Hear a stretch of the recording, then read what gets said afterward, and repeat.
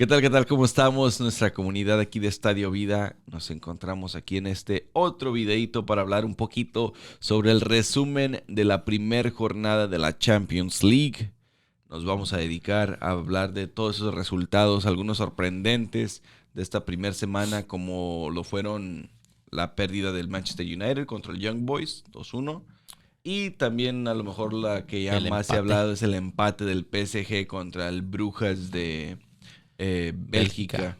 Entonces, 1-1. Messi, Neymar, Mbappé no pudieron contra Brujas de Bélgica en este empate 1-1. Juan, estos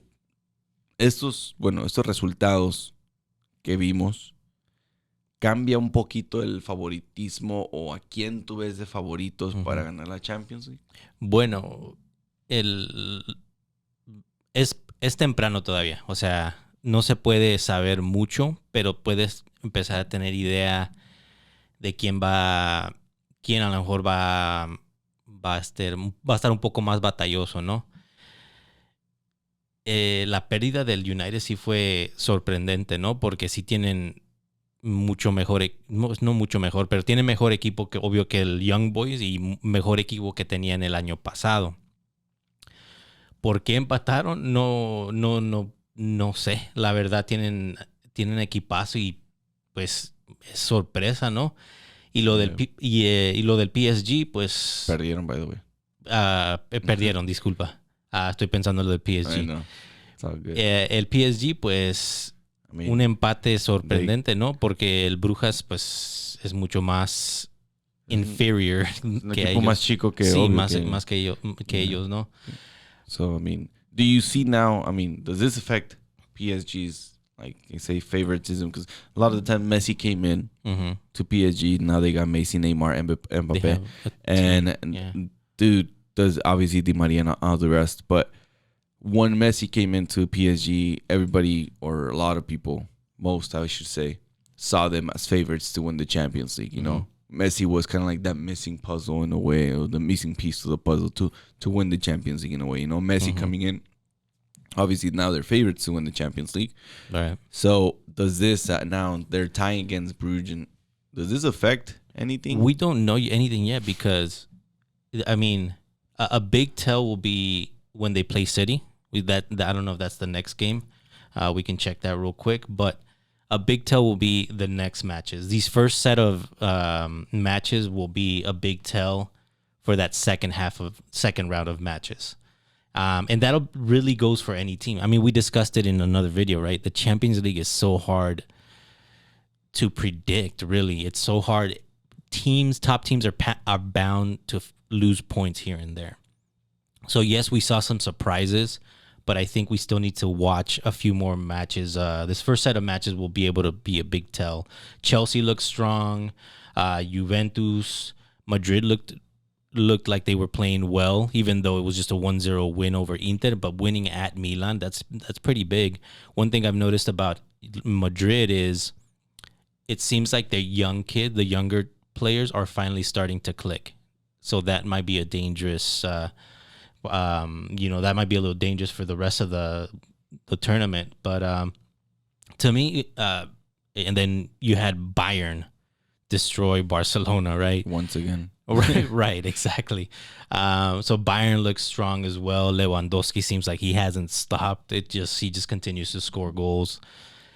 I mean, it's gonna be an exciting tournament. It's too hard to predict, man. I can't sit down and here and tell you, hey, my money's on this team and this team in the final. You know, like it's still a little too early. The favorites, I would say, is probably like Bayern, PSG. You got Chelsea still there. Some will say City, some might not. We can discuss City and Pep in another video. But, well, I mean, what do you think? I think it is too early to tell, obviously.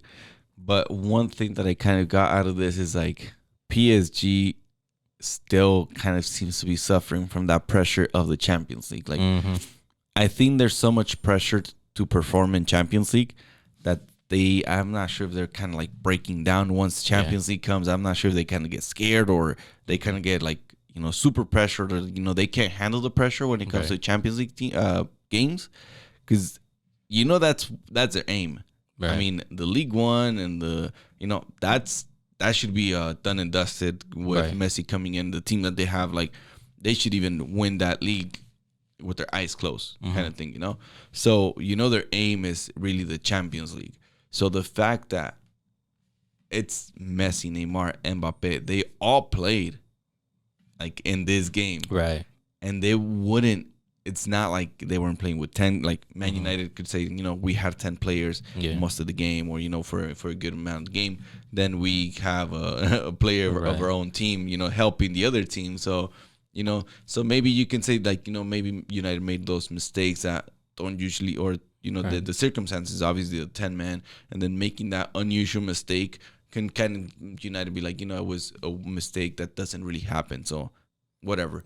But PSG really, I mean, what's their excuse? Well, I think maybe one thing that it probably has been discussed, but not really pointed out, because the spotlight seems to be on their big names, right? Especially your forwards that they have. But one weakness that we've kind of always known is, like, they haven't really had the strongest defenders, the center backs at least, right?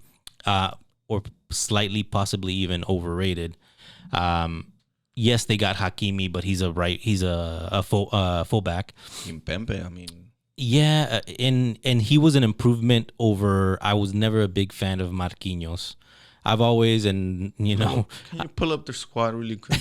I mean, yeah, they have a squad, but if you, I don't think that's. I mean, you're playing against Bruges, right? But it also might have to do with the style of play, similar to what we've discussed before with even Liverpool or City.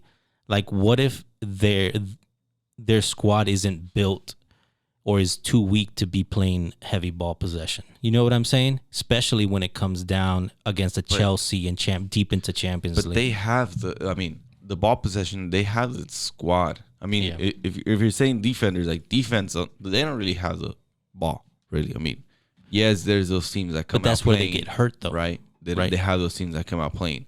But with the team that PSG has, I don't think there's an excuse for them. Oh, yeah, no question. There's no excuse. Like that, I don't think there's like saying, they didn't, just, their excuse is just they didn't perform. Right. And like, did they crack under pressure? I'm not saying it's an excuse. I'm just saying it's a defect that we don't, that gets, that doesn't get the spotlight because of the amount of players they have, the names they have.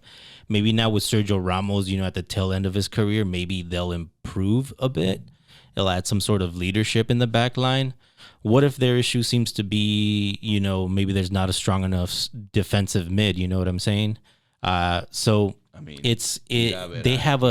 they're loaded. I mean, they're loaded. I'm just looking at the squad and I'm like, dude, oh, that's right. They have that one too. Oh, exactly. That's right. They have that player too. Oh, yeah. Okay, yeah.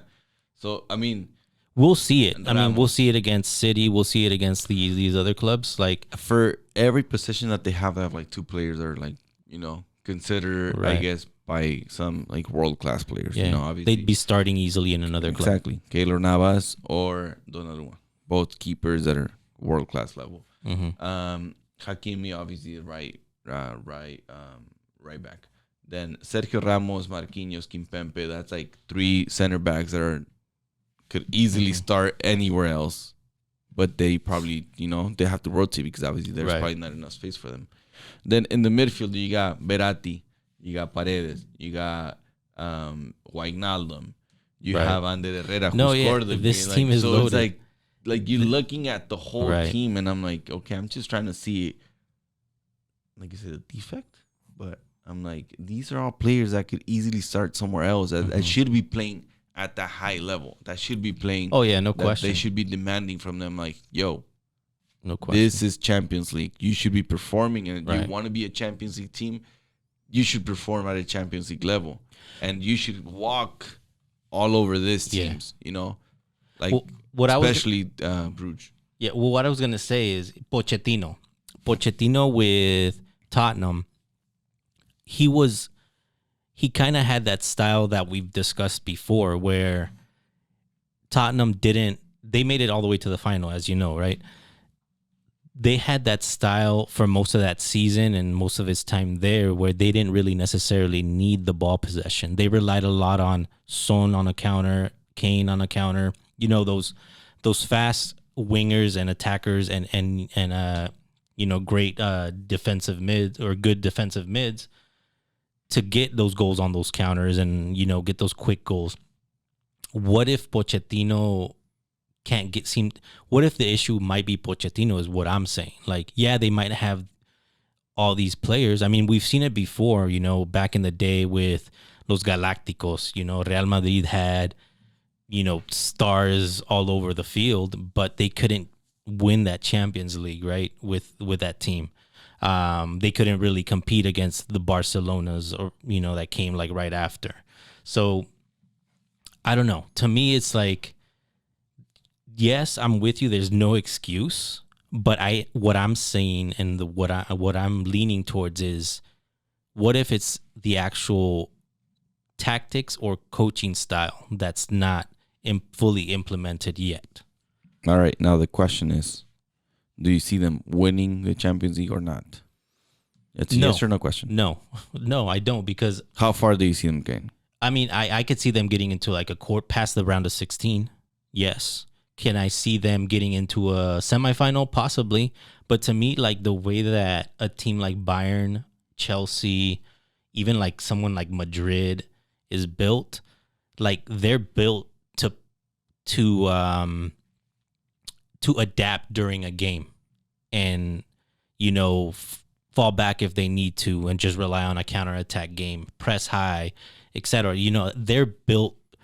Those squads, to me, and the based on the tactics formation, are built more for this type of tournament, going deep into a tournament. So now, PSG, you don't see them winning the Champions League? No. I mean, obviously, they're probably one of the favorites.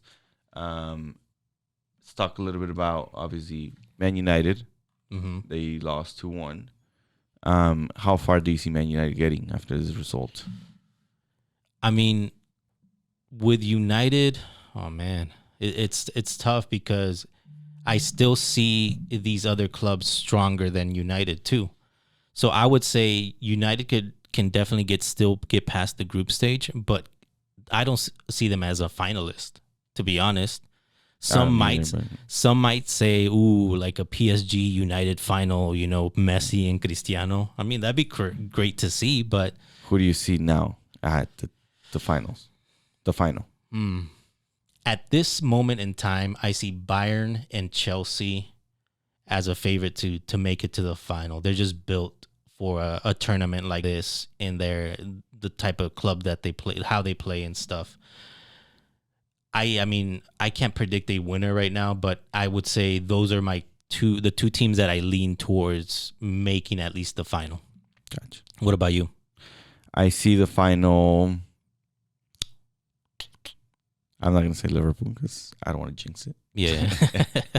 No, I see Liverpool getting. I think Liverpool's going to have. Strong, man. Like they're strong. They're going to need to take a game at a time, though. They're the team that needs to take a game at a time. Yeah. They're a Champions League team. They're a knockout stage team, especially with Klopp. Klopp seems to probably Mm-hmm.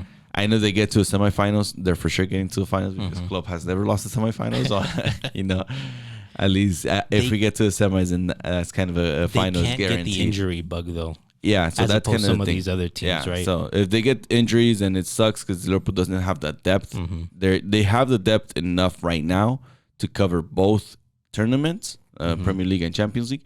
But if some of these players get injured, even on bench players, then they don't have somebody else to kind of come in and cover. So, I mean, at the end of the day, I think I see probably Bayern and Chelsea now. I mean, PSG, Bayern, Chelsea are kind of like the favorites to me. Like I said, it's too early to tell. But PSG, I based on obviously seeing this and kind of seems to be like they cracked under pressure. Probably not gonna win it. Yeah, I thought they were gonna win. But now it's early, like you said. Next week or next Champions League against next game against City, they could turn around and win like a 5-2 or whatever. Exactly. It could change. So I still see them obviously based on the squad that they have. They have to be favorites. Mm-hmm. Just based on the squad that they have to be favorites. you would imagine that they would perform at some point. They're kind of se ponen las pilas en un momento del torneo, se ponen las pilas, and they're going at it, you know? Yeah. But, yeah, dude, I mean, I think it was a surprising week. The first week, it was very surprising. Like I said, Young Boys, PSG tying, Man City winning 6-3. That was pretty surprising. Another surprising to me was Atletico Porto was 0-0. I thought Atletico was gonna, especially playing at home, I thought Atletico was gonna win, but Atletico doesn't seem to be playing in their best form. Right. And then Ajax, I think one of their players scored 4 goals and they won 5-1 at Sporting. That just says Ajax means business right now, at least in that group. They seem to be one of the ones that's probably going to go through. And the other one, just give a quick shout out to the first team, Sheriff. You know, they beat Shakhtar 2-0. And the Sheriff is, I think, it's like the first Champions League, like the odds of them even making it to the Champions League. I had not heard of their club prior to this season. So the odds of them just making it to the Champions League was kind of like near impossible. And then they beat the fact Shakhtar. that they beat Shakhtar, a team that's played, that's known. It's no walkover. Exactly. Shakhtar has even beat, like, you know, all those bigger clubs, teams. Yeah. So the fact that they beat Shakhtar, that was great to see. You know, you always like to see that underdog get that W. So anyway, con eso los dejamos. ¿Ustedes quiénes creen que vayan a terminar en esta Champions League? ¿Quién es su favorito? ¿Quién piensan que va a jugar la final? ¿Hasta dónde creen que va a llegar el PSG? Y pues ya saben, déjenos sus comentarios en nuestra sección. Así es que, pues, cualquier cosa, suscríbanse, comenten, síganos en las redes sociales, en lo que sea. Aquí estamos y, pues, muchísimas gracias por sintonizarnos en este otro video de la Champions League. Un resumen de la primera semana. Juanito. Thank you, everybody. Thank you so much.